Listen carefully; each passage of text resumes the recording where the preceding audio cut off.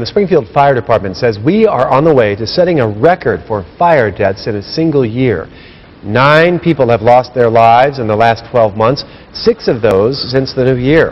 And now the fire department is considering adopting a set of codes that would require all new homes have sprinklers beginning in 2012.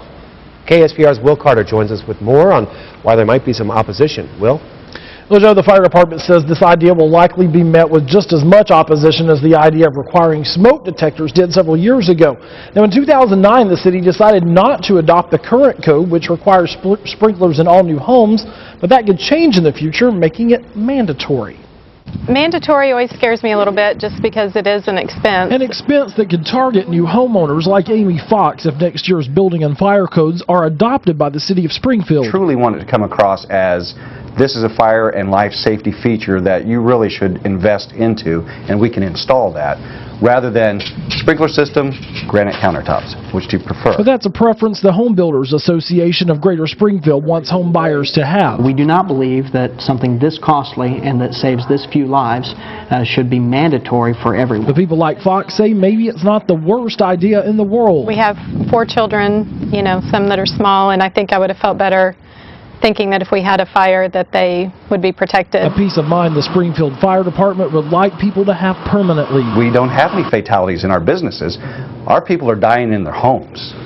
Those are the people that we need to be protecting, is our citizens. Currently, the state of Missouri has legislation in place which prevents cities from requiring sprinklers to be built in new homes. What it does, however, is mandate that homeowners are given information like this, which gives them details on the option to put sprinklers in the house and the cost versus the safety of it. The HBA says the focus should be put on older homes built before modern building codes were in place. If you work on fire sprinklers for new homes, you're making homes that are already safe an inch safer instead of addressing where the fire deaths are actually happening, which is in homes that weren't built to modern building codes. But sometimes the safety outweighs the money. I don't think that they're too overpriced that we couldn't have done it, and if it would have helped me sleep better and not worry about that, I think it would be fine.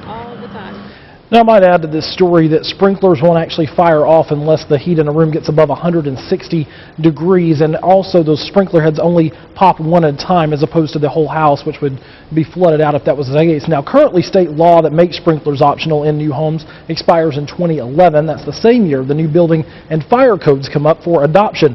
One legislator has already proposed a permanent moratorium on requiring fire sprinklers in homes. Joe? Interesting story, Will. Thanks. While nationally the number of fire-related deaths has gone down, in Springfield the number has fluctuated between 0 and 10 for the last 60 years. 1954 was the worst year.